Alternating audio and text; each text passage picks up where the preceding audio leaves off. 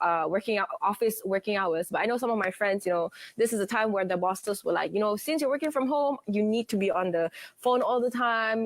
They would call you sometimes after supposedly working hours, after 6, after 8.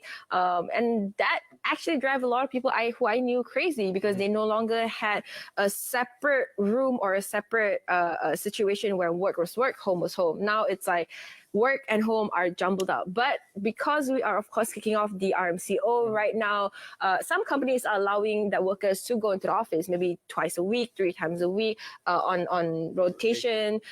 So how are we supposed to get back our work-life balance? I don't know. That's the question. Since the invention of this, the work-life balance thing has kind of gone out the window. But then again, we have someone here in the studio to kind of break down what a work-life balance should look like, ideally in the 21st century. We have Dr. Leez Hassan, who is a work-life balance coach, trainer, and speaker. Yes, morning.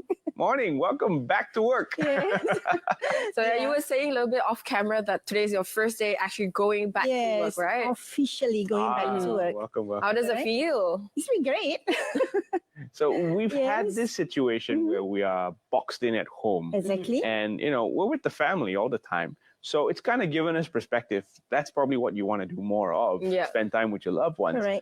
As opposed to being in the office, punching numbers and working for the man. So tell us about your idea of what work-life balance should look like, first of all. All right. Interesting. Okay. First and foremost, thank you so much for having me here today. Welcome. All right. I'm excited, to be here. Okay. First and foremost, let us define first what's work-life balance. Right. Okay. So when you understand the word, they'll be able to compartmentalize and understand what is work and what is life and balance. Okay, first and foremost, when you look into work, there's 2 parts of it. There is non-work and also work activity. When you talk about work activity, is like our profession, our career, our business, our job, something that we've been paid to do. All right. At the same time, we also have non-work activities, which is like our relationship with our family, our recreation, our community service, things, our wellness, things that we don't being paid to do. Right. So that is the non-work part and also the work part. So now the question is, how do we balance these two? How do we balance this non-work and the work part to make it balanced, and we'll be able to be happy, to be happy and do both things in our life. So that's the first question that we need to understand. All right. So I think a lot of people will not be able to achieve what they say work-life balance, because they do not understand what is non-work and what is work for them.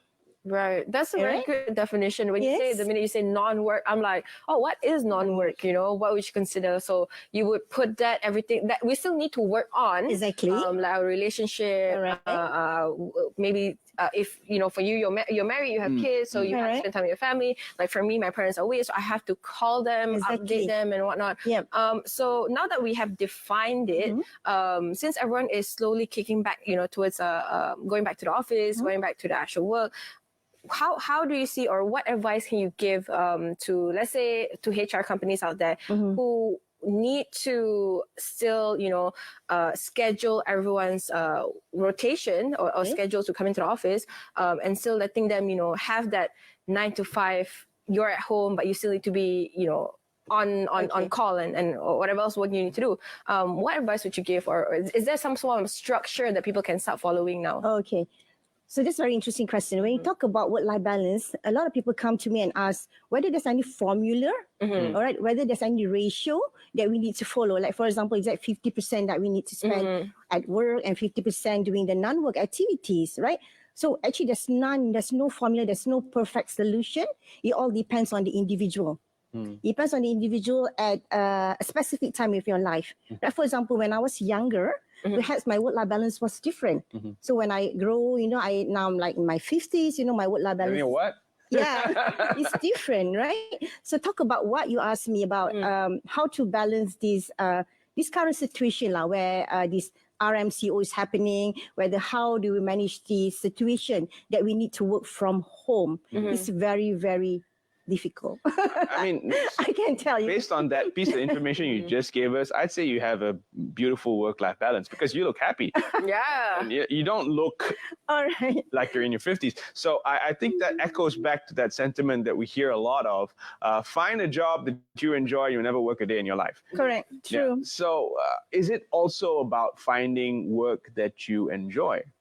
Okay, so a lot of people, when they come to me, I actually ask them the first question, okay? How do you want to define your life? You need to actually define that and understand, go back to your values. Your values, because all of us, we have our own value. Right. All right, so how do you want to lead this life will actually depends. And if you have kids, what kind of values you would like to instill in your kids, your family, what kind of family life that you want to have, for example, or what kind of, like say, for example, you're struggling with your wellness, how do you want to actually manage your wellness at this point of time? So you need to understand that, because when you do understand your priorities in life, for example, so your priority at this point of time is your wellness. So you need to understand that you are putting a lot more time, taking care to be happy, to be healthy. So you may be distracted a little bit on other things that you thought that's important, your work. So you need to come and negotiate, for example, with your superior, with your boss, with the company that you're working. You say, okay, I'm facing this situation. I need to put more time in this area. Okay, let's discuss. So I think it's about communicating. It's about understanding. It's about we call it all of us value each other. Because we need to understand that. When we understand that commitment, between us as an employee and also employer, we'll be able to create a happy structure, in the organization, for example, and everyone be happy. Inshallah. I want to work for you because you look happy all the time. So you talked a little bit about, how if we basically, like you said, everyone's priorities is slightly different.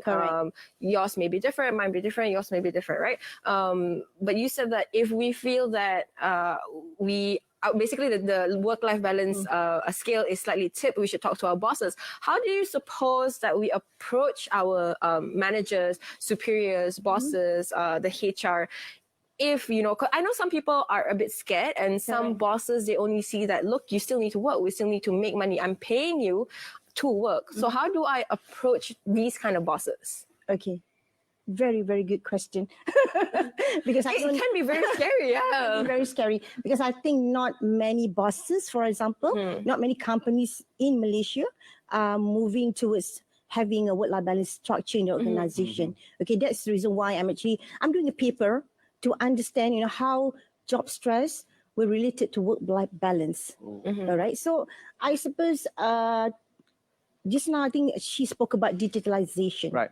I think a lot of companies have to understand that they are moving towards digitalization. All right. So some parts of the work can actually be done offline. It means it can be done at home. Right. All right. So it's just a matter how you need to actually set good KPIs. Okay. Good. We call it job description. Give the specific task to that particular person. As long as they achieve that we call it KPI that they need to do from home or wherever they are, I think you are set. All right. So I think that's how the structure is going to be. Even the millennials, for example, they are into work-life balance. They can work anywhere, especially anytime, because they are not going to actually clock in work at 6 o'clock in the morning, 7 o'clock, maybe they clock in work at 12 o'clock and actually do work towards until 12 midnight and sleep. So that's everything has been, the landscape, the business landscape has changed, right? So the way how we do business, business owners need to actually adapt and make those changes to attract new people, millennials, to attract new talents. But the thing is, now it is a seller's market, or rather it's a employer's market. At the moment. A lot of people are losing their jobs, and we're facing this situation where the unemployment rates are higher in almost every country. So should you have that conversation with your boss, first of all, go in and talk to him and ask him for more time when you should be kind of thankful to have a job in the first place. And also, how do you put the fun back into the workplace? We see Google, we know slides all over the office and the gaming consoles. That might help, but that's a huge amount of cost for the boss. Correct. Your thoughts? It's more physical, I would say. More physical things, you know, to help encourage. Talking at the moment with the RMCO. Moving forward, because we're coming out of it already. So how do you put the fun back into the workplace, being that it is an employer's market? Okay. Well, it takes time. It takes time because everybody, not only the employee, but the employee also needs to actually understand and start adjusting, adjusting on how to instill back the motivation. Because now I can see, from even my own small company, is the morality, of the staff can also be affected because they have been home for a while. They are also struggling in also managing their own emotions. All right, to move forward and to we call bridge this together, from a person and to be an employee is also quite difficult. So as an employee, I think we need to do a lot of a conversation, positive conversation along the way, and understanding everyone's needs and everyone's situation at this point of time. So that's very, very important because everything is about human interaction. Yeah. Because I've been doing a lot of Zoom communication. Right. It's not the same. No. Can be very stressful. And I had to actually tell myself, I have to go to work and to deliver this message that I want to talk to them, not through Zoom. Not Because that's very important. So what if you're no longer happy at work? What do you do? Leave. I've been there. Yeah, because for me, we have choices in life. Okay. Yep. We really have choices in life. Going back to my own journey, I've actually I left a corporate career for the decision to be at home with the children at that time. Of course, when I was home, I wasn't happy. Yeah. I said, "Oh, this is not me." I mean, doing 24 hours housework. So I got to go back and transition myself into entrepreneurship and do something that I love to do. Okay. So it's the choices, it's really, it's individual. Yeah. Right. And that's how you got to be a coach today. Exactly. All right. So thank you so much for being on the show.